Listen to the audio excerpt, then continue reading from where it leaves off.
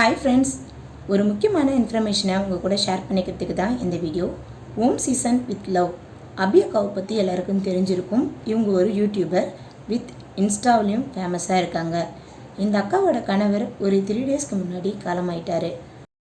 அழகான குடும்பம், husband and wife, ஒரு அழகான பொண்ணு, சுட்டித்தனமான ஒரு பையன், இந்த மாதிரி வாழ்ந்த ஃபேமிலியில் இன்றைக்கி இந்த அண்ணா இல்லை அப்படின்னு சொல்கிறது ரொம்ப கஷ்டமாக இருக்குது. அவங்க ஃபேமிலி எந்த அளவுக்கு வருத்தப்படுவாங்க, அந்த குழந்தைங்க எந்த அளவுக்கு வருத்தப்படுவாங்க.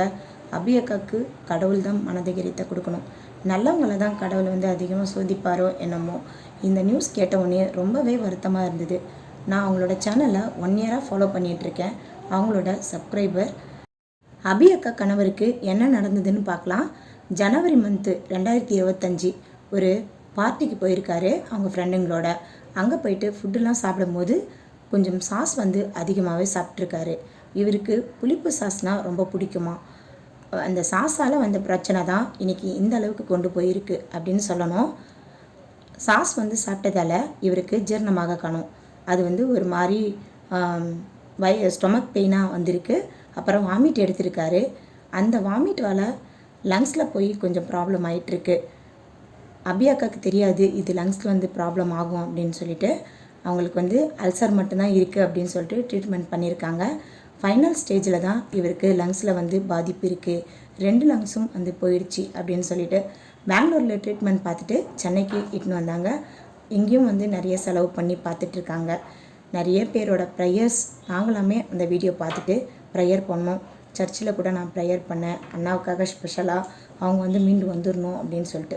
ஒரு ஃபுட்டால் இந்த அளவுக்கு சீரியஸாக போகுமா அப்படின்னு சொல்லிட்டு நினைக்கவே முடியல. சாப்பாடு தானே, எல்லாமே சரியாயிடும் அப்படின்னு தான் அவங்களும் நினச்சிருப்பாங்க. ஐசியூ வார்டில் அட்மிட் பண்ணுற அளவுக்கு வந்துட்டாங்க.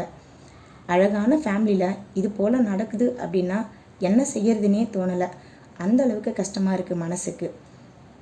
ஒரு சின்ன ஃபுட்டு தான் அளவுக்கு அதிகமாக சாப்பிட்டதால் வந்த விபரீதம் இன்றைக்கி அந்த அண்ணா அபி அக்கா கூட இல்லை, அந்த பிள்ளைங்களுக்கு கூட இல்லை அப்படின்னு நினைக்கிறப்ப வருத்தமாக இருக்குது. அந்த ஒரு நைட்டு அந்த அண்ணா அந்த ஃபங்க்ஷனுக்கு போகாமல் இருந்திருந்தாங்கன்னா இன்றைக்கி ஃபேமிலியோட சந்தோஷமாக இருந்திருப்பாங்க அப்படின்னு தான் இதை சொல்லணும். இது விதின்னு சொல்கிறதா இல்லை கடவுள் நல்லவங்களுக்கு மட்டும்தான் இந்த சோதனை தருவாங்க அப்படின்னு சொல்கிறதா அப்படின்னே தெரியல. இந்த அக்காவோட விளாக் சேனல் அவ்வளோ நல்லாயிருக்கும். ஃபேமிலியோடு எடுத்து போடுவாங்க. லேடிஸ்க்கெலாம் நிறைய மோட்டிவேஷன். இவங்களை பிடிக்காதவங்களே யாரும் இருக்க முடியாது.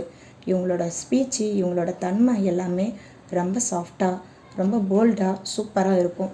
ரொம்ப தைரியமானவங்க, ரொம்ப போல்டானவங்க அப்படின்னு தான் சொல்லணும். எங்கள் ஃபேமிலியில் ஒரு அக்காவாக இருந்தால் நான் எந்த மாதிரி ஃபீல் பண்ணுவேனோ அந்த மாதிரி தான் இந்த அக்காவை நினச்சி நான் ஃபீல் பண்ணுறேன். அக்காவுக்கு மனதைரியத்தை கொடுக்கணும்னு சொல்லிட்டு கடவுள்கிட்ட ப்ரேயர் பண்ணிக்கிறேன். இது போல் இனி யாருக்கும் நடக்கக்கூடாது கடவுளே.